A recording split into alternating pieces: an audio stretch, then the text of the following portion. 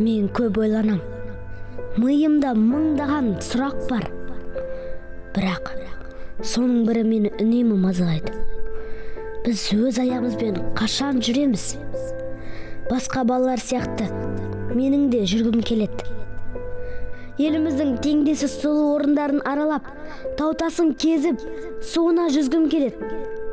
Ал сен ше? Мен мектепке өзім барым келеді. Ешкімнің көмегінсіз. Әдемі туфлимді киіп, сыныптастарым сияқты автобусқа отырып, жай ғана сыныбыма өз аяғыммен кіргім келеді. Бірақ қашан? Білмеймін. Осы сұрақты мен өзіме күнде қоям. Біздің арманымыз қашан орындалады екен?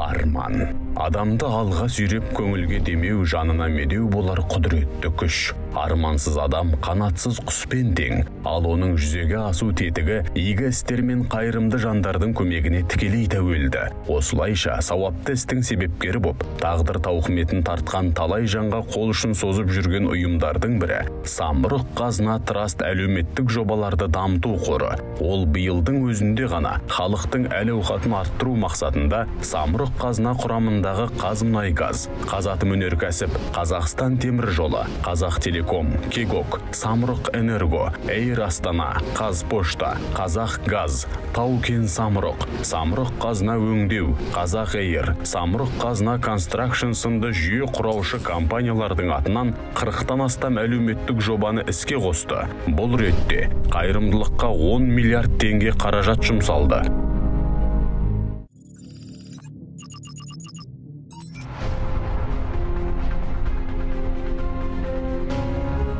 Атырау қаласы, Зейін Атырау жобасы. Жоба ерекше балаларға қолдау көрсетіп, қоғамға бейімдеуді, дамытуды көздейді.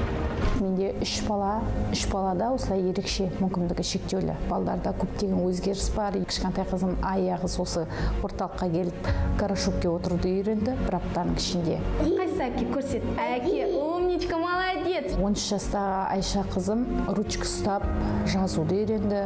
Өздігінен қазір жүріп жүр. Жоба көп балалы отбасыдан және толық емес жанұядан шыққан ерекше балаларға оңалту курсын тегін түрде алуға мүмкіндік береді.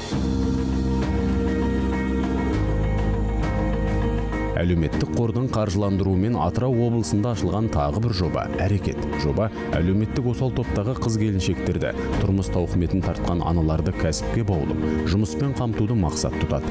Бүгінгі таңда әрекеттің көмегімен 100-ге тарта келіншек 5 түрлі мамандықты меңгеріп келеді. 380 заявка түсті. 380 заявканың ішіне 100 әйелді біздер таңдап алып, комиссия мүшелерімен нарыққа байланысты 5 мамандық оқытып жатырмыз. Бұл 5 мамандық тігін, шаштараз, аспазшы, кулинар, сосын клиник. 6 апта оқытамыз. Бітіргеннен кейін өзінің мысалы тіккен көйлегін, пісірген тортын, мысалы жасаған тағамдарын қалай сату керек, солардың бәрімен таныстырып, сондай тренинг курстарын өткіземіз.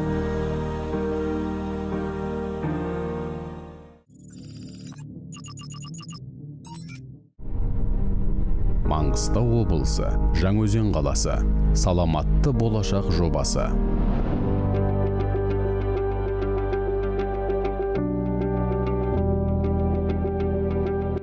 Саламатты болашақ. Бұл Самұрық Қазына компаниялардың барша Қазақстан халқына, оның ішінде Жаңаөзен жұртшылығына тарту еткен теңдессіз жобаларының бірі.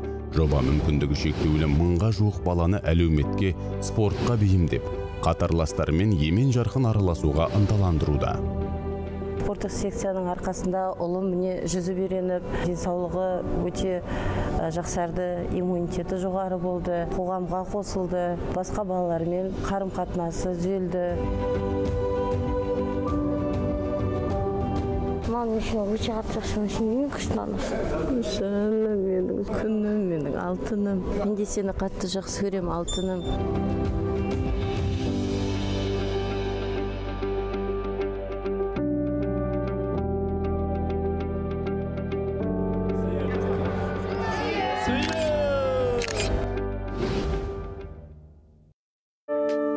Быйыл Самұрық Қазына компаниялар тобының бірыңғай қайырымдылық операторы арқылы Маңғыстау облысындағы 3 бірдей жалпы білім беретін мектеп жабдықталып, жаңа 1756 парта және 12 интерактивті тақтамен қамтамасыз етілді.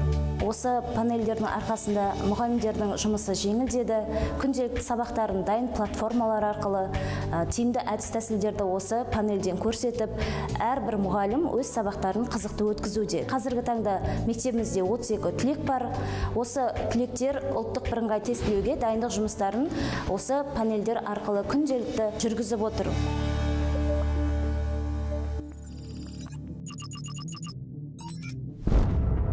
Түркістан қаласы оңалту орталықтарын құру жобасы. Қайырымдылық керуені киелі Түркістан өңірінде айналып өтпеді. Әлеуметтік қор мұнда да жергілікті тұрғындарға үлкен демеу білдіріп келеді. Олардың қатарында неврологиялық және нейроортопедиялық ақаулығы бар балалардың денсаулығын жақсартуға бағытталған қамқорлық оңалту орталығы да бар. Абылайханда ДЦП специфическая диплегия дәрігерлер қойып берді. Түркістан қаласындағы қамқорлық оңалту орталығына келіп жатыр. Қазір сәл болса да тепе-теңдігін ұстап тұруды үйренді. Енді алдағы уақытта жүріп кетеді деген үміттеміз. Мен футболшы болуым керек. Меккеге барып келеді. Папамен, мамамен, сосын апамен. Жаққа барғанда қандай тілек айтар едің? Аяғымен жүріп бүйтуді, бай болып кеткенді. 448 бала біздің оңалту орталықтан ем қабылдап өтті. Барлық құрал жабдықтар Самұрық Қазына қорының қаржыландыруы арқылы жасалынған. Механотерапия жаттығуларын жүргізуге арналған мотометр, тренер аппараттары, одан бөлек бос тренинг аппараттары бізде балаларды қызықтыра отырып, балалармен жұмыс жасауға өте зор ықпалын тигізуде. Аллах барлық балдарға шипасын берсін, ауруларын жеңіп кетсін.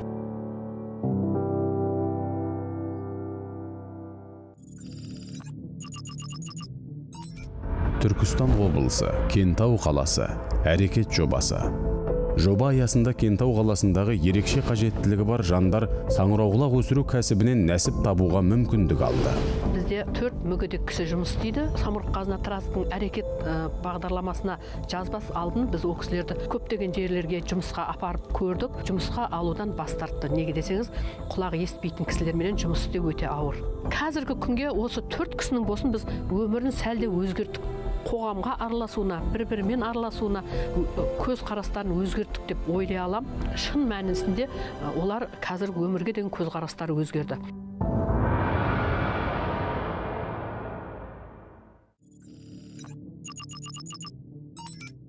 Өскемен қаласы, жеңіс жобасы.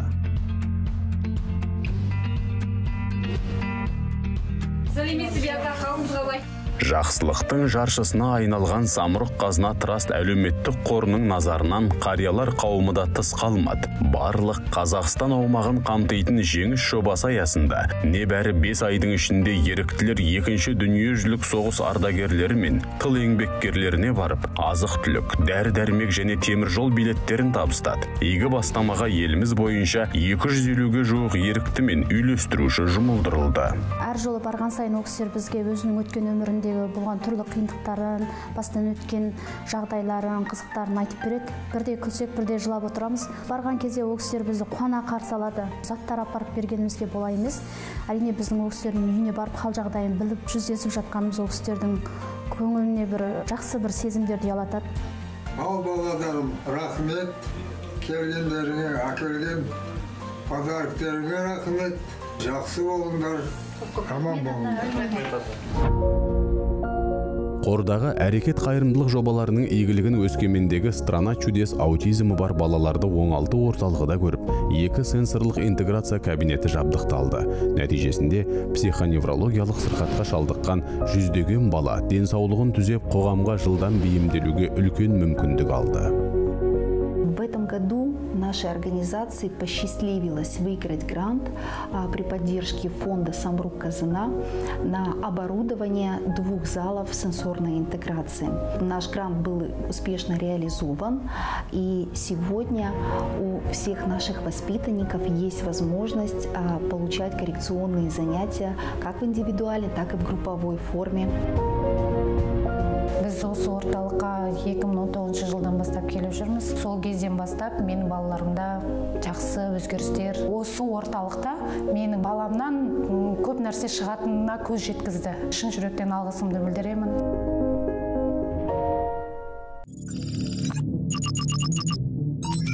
Алматы қаласы. Балаларға өмір сыйла. Жетімсіз Қазақстан. Аутизмді жеңеміз жобалары. Самұрық-Қазына Траст әлеуметтік қоры Алматы қаласында да ауқымды жобаларын жүзеге асыруда.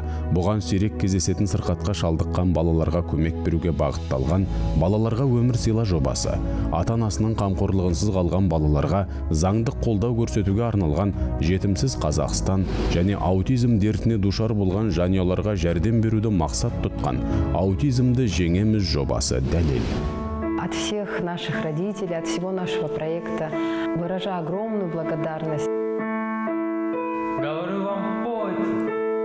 Пойте, когда вам хорошо. Пойте в переполненных троллейбусах. Пойте в глаза тому, кто вас ругает. Что же вы молчите? Пойте!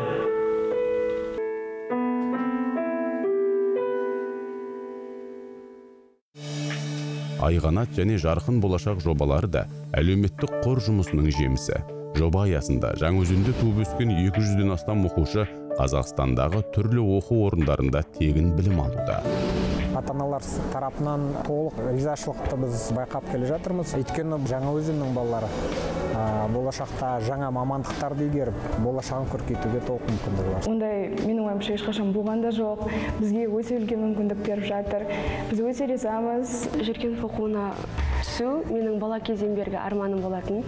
Кішкентайымнан өнерде жүргесін, осы өнерді өте қаладым, өнерге түсуді. Құрметті Самұрық-Қазына қоры, біз сізге алғысымызды білдіреміз.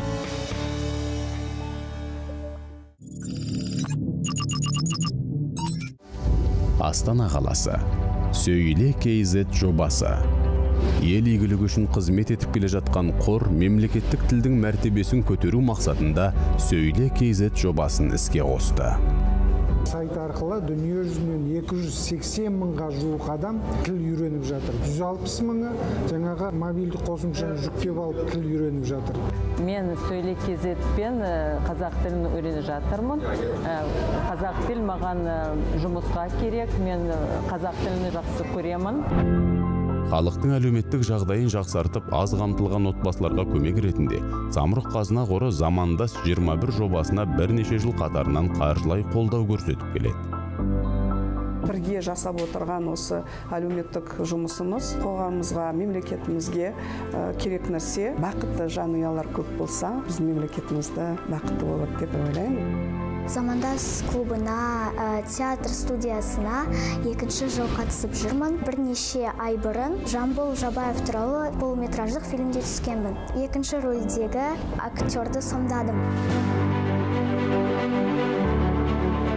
Ел азаматтарына сапалы медициналық қызмет көрсетуді көздеген Саламатты Қазақстан және жәрдем пойыздарының да Самұрық-Қазына Траст қорының көмегінің арқасында жүзеге асқаны аян.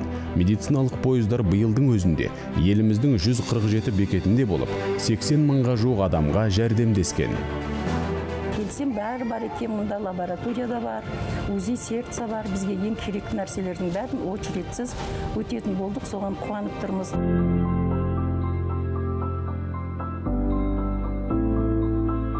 Қаймана қазақтың қамын күйттеп, ел мүддесі үшін аянбай еңбек етіп келе жатқан қор небәрі 6 жылда 2 миллионнан астам қазақстандыққа көмек көрсетіп үлгерді. Осылайша қажырлы қызметтің арқасында халықтың ыстық ықыласына бөленіп, миллиондаған жанның жүрегіне үміт отын жақты.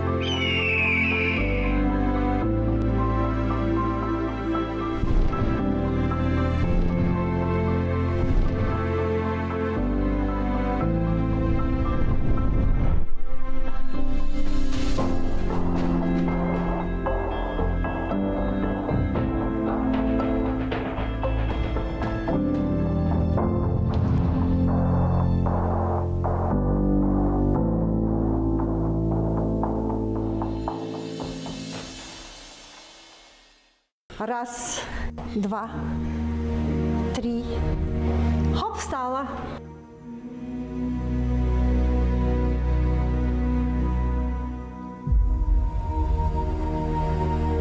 Асықпа, асықпа, көтеріл. Там, где есть 3 шага, там будет 5. Тебе все легко не давалось, ты старался.